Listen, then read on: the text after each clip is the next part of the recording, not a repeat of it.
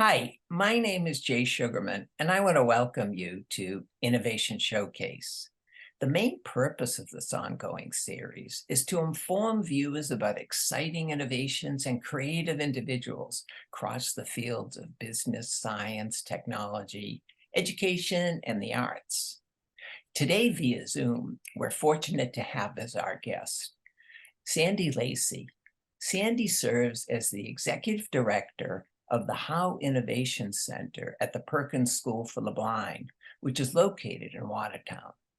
During the program, we're learning why and how the Howe Innovation Center came about and how it's grown, developed, and operates today. In the process, we'll come to better understand and appreciate the disability tech community and how it can further promote accessibility and inclusion for the blind, deafblind, or those with multiple disabilities. Let's start by meeting Sandy and then finding all about the Howe Innovation Center at the Perkins School for the Blind. Welcome, Sandy. So delighted to be able to be here. Thank you so much, Jay, for having me. I've had the good fortune to visit Perkin on a number of occasions and eager to hear about the new initiative you've been involved with and inform viewers as well. But before we jump right to that, I think it would be of interest if you could share briefly a little bit about your background, your professional interest, and what attracted you to Perkins and the Howe Innovation Center, please. Sure. So it's a pleasure to be here with everyone today. My name is Sandy Lacey, and my experience is really in startups and building innovation within older and larger organizations. I'm a three-time early startup employee, usually the first business hire, the first woman hire, brought on to complement a technical CEO. I've built and led the innovation labs globally for a large Fortune 100 financial services company. But most relevant to my role at Perkins is the time I spent serving the Commonwealth of Massachusetts under Governor Deval Patrick. So around in the early 2010s, I joined his administration to help support building a innovation ecosystem around the clean energy companies that we knew were in the Commonwealth. And through my time in that role, I learned a lot about what goes into creating an innovation ecosystem, how to bring together investors, corporations, the government, academic research institutions, and other key players, entrepreneurs, innovators, to really accelerate innovation. And so I know this recipe for building an innovation ecosystem, and I was so thrilled when I saw the role get posted at Perkins to build an innovation ecosystem around disability technologies, because while I'm a relative newcomer to disability and accessibility, I know the recipe. Perkins has the deep knowledge and expertise in disability. And in my almost 2 years here, I've been incredibly thankful for the Perkins community for bringing me quickly up to speed on the topics of disability and accessibility. But I was just really thrilled to kind of take this know-how that I had around ecosystem development and applying it to the disability community and a market that really deserves the attention and the support. Mhm. Would you just give us, before we hear about the Innovation Center, just a few words about Perkins itself? Sure. So Perkins School for the Blind, here in Boston, I think people who know about Perkins know us because of our campus-based school for the blind in Watertown, Massachusetts. But Perkins is an international NGO, and we're working to create a world where every child can learn. And this includes the 240 million children around the world who have a disability and most likely do not have access to skilled educators or services to support them and in an inclusive education environment. Our school in Watertown is the heart of our organization. We serve around 200 kids and their families every single year with the goal of really helping our students be successful academically and to acquire life skills that they need to define their own success. Across Massachusetts, we have teachers of the visually impaired that go into the public schools to work with children who are blind or who have low vision. There's over 500 children in the public school system that our teachers serve to make sure that their learning environment is accessible to them. And around the world, we partner with families, educators, public schools, and governments to create truly accessible learning opportunities for more children with complex disabilities. Together with our partners and supporters, we're building a world where every child belongs. Wonderful, wonderful. Why and how did the Howe Innovation Center come about? Yeah. So for years, Perkins has fielded inbound inquiries from the innovation economy, whether startups or student groups at universities or large Fortune 100 companies who were really just like looking for access to our community of people with visual impairments for primary market research or user testing. Perkins is not alone in receiving these inbound inquiries. A lot of disability organizations receive them, but a lot of disability organizations, they're not built to handle these requests. They're built to serve the needs of the community that they're primarily working with. Our CEO, Dave Power, he initially came to Perkins as a parent, went through the whole process as a Perkins parent, then was a board member, and then became the CEO. And he really saw an opportunity here to meet the needs of the innovation community who were trying to do the right thing by designing and building in partnership with the disability community. So really, the Howe Innovation Center came about so that we could centralize and focus our work to better connect the community of people with disabilities with the innovation community. And as the first school for the blind in the United States, Perkins has a history of opening doors. And so this was really not just an opportunity for us to steward change, but our obligation as such an institution within the space of disability to help bridge the gap. A perfect arrangement indeed. What are some of the major issues, challenges, and opportunities in the field of disability tech innovation and entrepreneurship? Yeah. So what's interesting about this space is that the issues and the opportunities, they're really one and the same. And this is what motivated us to create the Howe Innovation Center.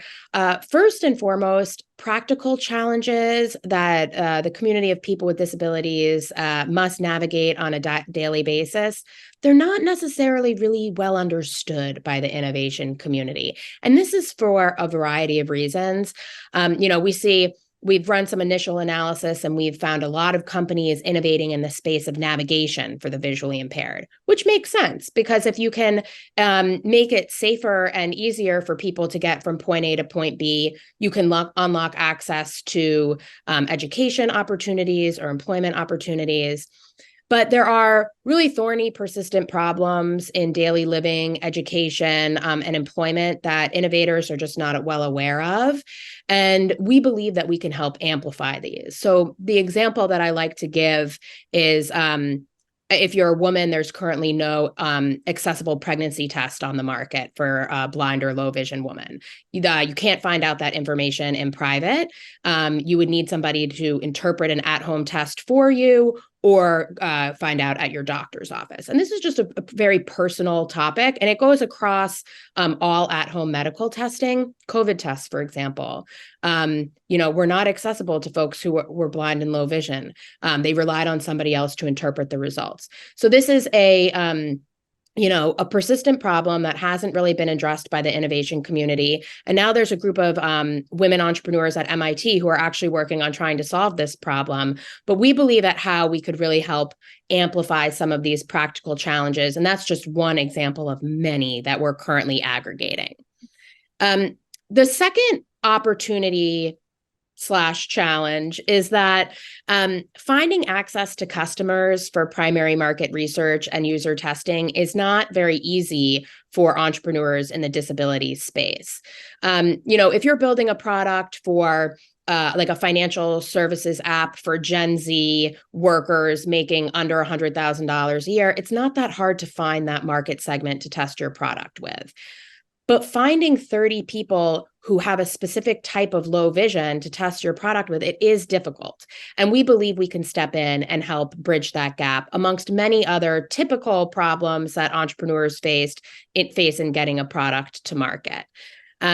To date, there really hasn't been a clearly defined way for people to find each other in this ecosystem. And so we believe that the Howe Innovation Center can facilitate partnerships between key ecosystem players, people with disabilities, startups, investors, research labs, big companies that care about accessibility and inclusion.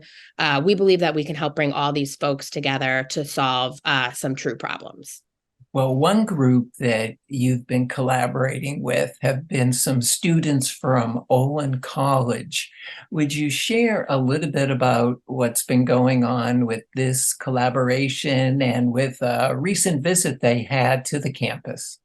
Sure.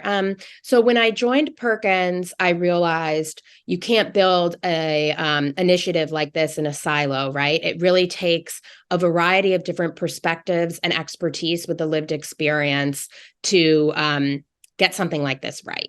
So I put together an advisory group of 12 individuals who had expertise in either the lived experience, entrepreneurship of building a disability tech company, research within the space, or investing within the space. And one of those key advisors is Professor Paul Ruvolo, who's at Olin College of Engineering. He's been working very closely with students on designing and building assistive technologies. And so Professor Ruvolo and I, we formed a collaboration between the Howe Innovation Center and Olin College of Engineering. And the first part of that collaboration was working on visualizations of some data that we've worked on. The second part of that collaboration was bringing students to campus and actually connecting them with our community to get feedback on their indoor navigation product Clue that they'd helped develop. And I think that stands out, I know, in many conversations with successful innovators, is going right to the clients that you're designing something for and get their feedback to iterate after a couple of different trials to become successful and to get the type of product that in the end will really get to market and be useful for all parties involved. And it sounds like that's the approach you're taking and have taken so far, connecting the disability community with potential companies and investors. Absolutely. If you're not listening to your customer, you're not going to get your product very far, right?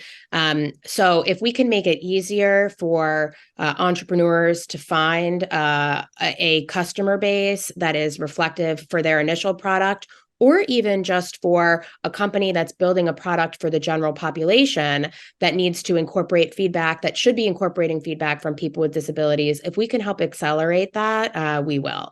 And so this was an initial test that we did to see how involved we could get our community of people with visual impairments in providing feedback to a student group who had developed an indoor navigation technology.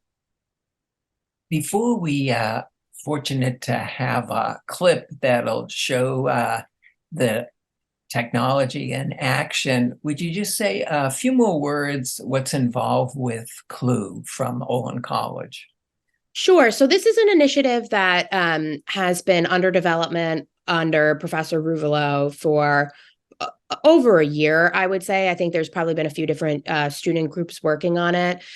Really, for somebody who's blind or low vision, navigation outside of a building, there are existing innovations that can facilitate that in a very great way. And one of those is, for example, GPS, which can locate where you are and leverage existing map services. However, we call it the final frustrating 40 feet. So when you get to a building's entrance, finding conference room B319 isn't very intuitive because lots of buildings inside are not made really with accessibility in mind, from both specifically from a navigation perspective for somebody who has visual impairment. So Clue is a product that is being developed, leveraging technology to address that persistent problem. Terrific. Well, as I mentioned, we're fortunate to have a short clip. Let's enjoy it now. Feel free to add any commentary either during it or we'll continue our conversation after it runs. The Howe Innovation Center is making a real difference in the world of technology. A man with a guide dog holds out his phone and walks on a sidewalk. Recently, our center hosted a team of engineering students from Olin College who created a navigation software called the Clue. 2 women, then a man, speak to an audience seated at work tables. The Clue system uses audio cues and haptic feedback to guide users through indoor environments to within a foot of their destination. People with white canes and guide dogs navigate inside, holding their phones in front of them. Then a standing woman speaks. Instead of just testing in a lab, they wanted to make sure it was accessible to everyone. So they took it to Perkins School for the Blind's community to get feedback from people with visual impairments. People sit across work tables, talk, and examine devices. At the Howe Innovation Center, we believe that connections will accelerate innovation, and this collaboration is a perfect example of that. A woman gestures to an audience, people cheer, and a tester navigates through hallways. This project is just one of many that demonstrates how the Howe Innovation Center is driving innovation and making connections that change lives for people with disabilities. Howe Innovation Center, perkins.org/innovation. It's very exciting. What was some of the reaction and feedback from both students, those at Perkins and those at Olin College, from the collaboration, and where do things stand now? So something that's really fascinating about the group that we got at Perkins to test this product. In general, we don't loop our students into testing. Our students' job is to be at school and to learn. So some of the folks who are in that video are my colleagues who work in our assistive technology center or in our library.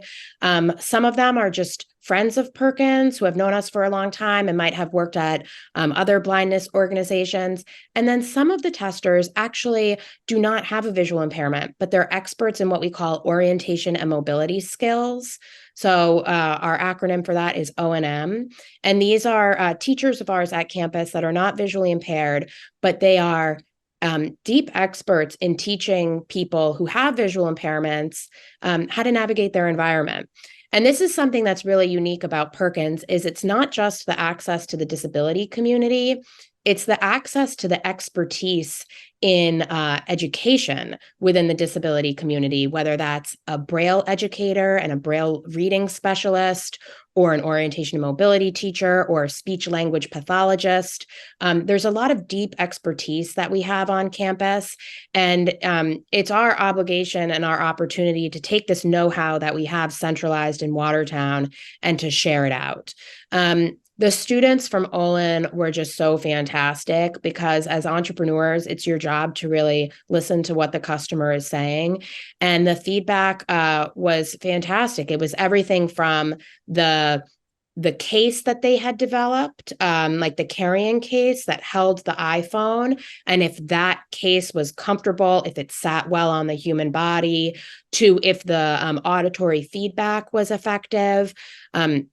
Some of the folks in the video were white cane users. Some of them are guide dog partners. And so, just even that probably interprets how somebody is leveraging the product differently. But really, it was just remarkable. and really encouraging to see the feedback from the people who have the expertise in navigating indoors be heard and received by the students. Wonderful. Well, I want to move on for another interesting example. Recently, a group from Orama AI visited. Just a little bit about that company and then what the collaboration involved, please. Sure. So that company came out of Cornell, actually, and one of the entrepreneurs who founded the company, he had spent time in India working at a blindness organization there, where he learned that the Braille literacy rates are actually much lower than the average person understands. As a sighted person, I see Braille in elevators and on airplane seats now, but the reality is only 10% of people who are blind and visually impaired are Braille readers. And there's a variety of reasons as to why that is, whether it's a shortage of Braille teachers. Braille is also just very, very difficult to learn. When somebody experiences blindness in their life, if they are born with blindness or if it's acquired much later in life, can determine if they become a Braille reader. And so one of these entrepreneurs was, really, motivated by that statistic and thought, wow, I wonder if I can create something that will make it easier for people to learn Braille. And that's where the product development for Orama AI came about. So it's essentially a glove that an individual would wear, which is hooked up to a camera where the AI algorithm interprets the Braille and then provides in-time, real live feedback to the learner on what the character is, so that the individual can learn individually on their own using the technology. That is extremely exciting. And from that collaboration, what were some of the insight that was shared with the company so they can further develop their efforts? So this company is early in their product development, I would say. But as far as I understand, I think they have one of the only Braille reading AI algorithms on the planet. So they're ahead of the curve there. It was really fascinating. So the head of our library, Kim Charlson, she's a very, very expert word is the word I would use, a Braille reader. And so we also had one of our Braille specialists from the library attend this session. And it was everything from, well, what happens to the camera if I read Braille with my left hand and not my right hand? To what happens if I read Braille with my third finger and not my pointer finger? All of this changes the angle of the camera, the way the camera can digest the information. And so it was just very helpful, I think, for the students to be sitting alongside two people who are not just experts in reading Braille on their own, but are also capable of teaching Braille. And the students have taken that feedback, and I believe I have an email in my inbox from them that's waiting my response for next steps. Terrific, terrific. In addition to these type of collaborations, I know one of the first initiatives you're involved with was creating a robust database. Could you just share a little bit about what you've assembled and one of your initial efforts there? Yes, thank you so much for the opportunity to talk about the database. It's been quite it's something that I'm quite proud of right now, because I do believe it's like one of the first of its kind. So in my prior life, at two of the three startups I was an early employee at, I was actually an analyst. I was usually the first person hired to start creating market insights into a specific vertical, a specific sector. And when I came to Perkins, I knew from listening to my colleagues and my peers that a lot of entrepreneurs had approached Perkins for feedback on products, but I really couldn't find a great online resource about the market for technologies in the disability space. I found really clinical market research reports on like the global market for walkers or wheelchairs or canes in the year 2030, but nothing substantial around, AI investments in the disability space, or, it just didn't exist.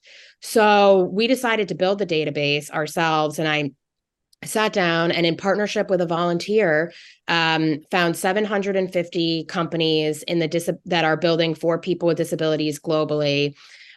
We created, at that point, I was introduced to McKinsey and showed them the database, and they came on to really kind of help accelerate our research. So at this point in time, our database has over 1,400 companies that are building products and services specifically for people with disabilities.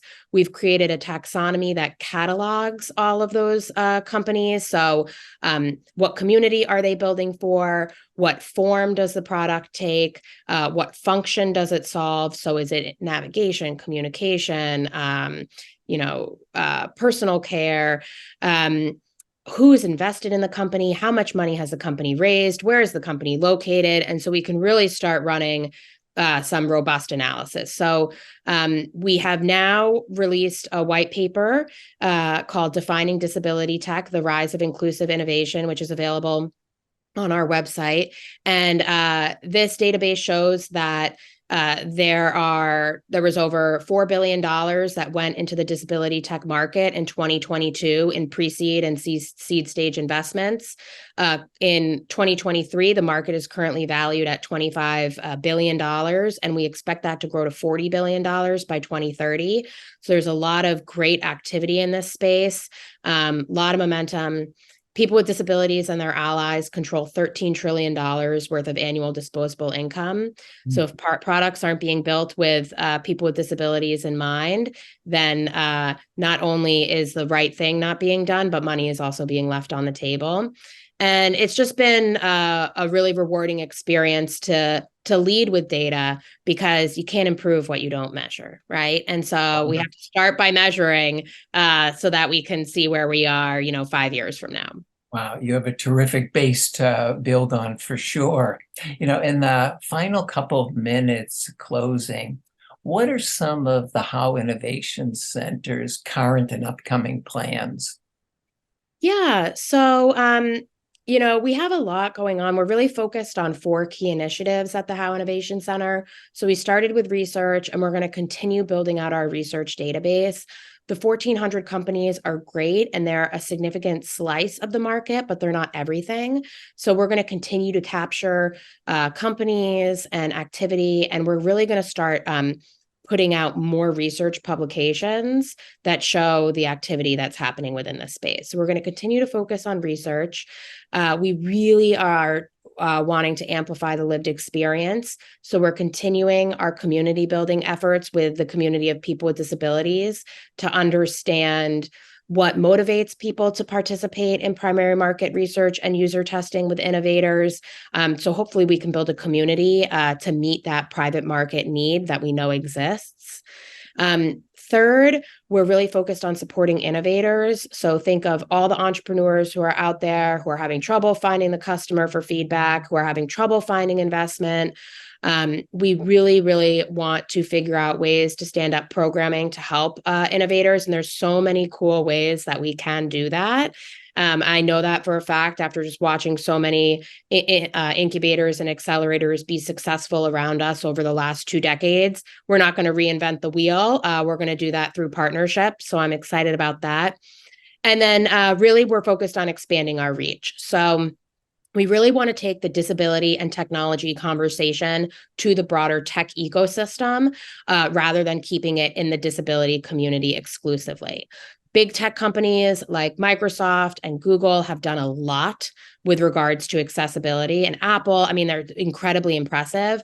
But there's this middle group of below big tech. What are entrepreneurs actually thinking about people with disabilities when they build their products? And are they including people with disabilities from the beginning of their design process so that their product is accessible, whether it's an online shopping platform or an at-home medical test. It really spans everything. So we really want to take this conversation about disability inclusion in tech to the broader tech ecosystem. Fabulous, fabulous. Well, unfortunately, Sandy, we've come to the end of the program. I want to thank you so much for being here. It's been fascinating to hear about what you've done in such a short period of time and the exciting upcoming plans. In the credits at the end, we'll have contact information for viewers and others who want to keep up to date and possibly become involved with the Howe Innovation Center. Thanks again and continued success with future endeavors. Thanks so much, Jay. Also want to thank those of you watching for joining us and hope you'll be able to tune in next time.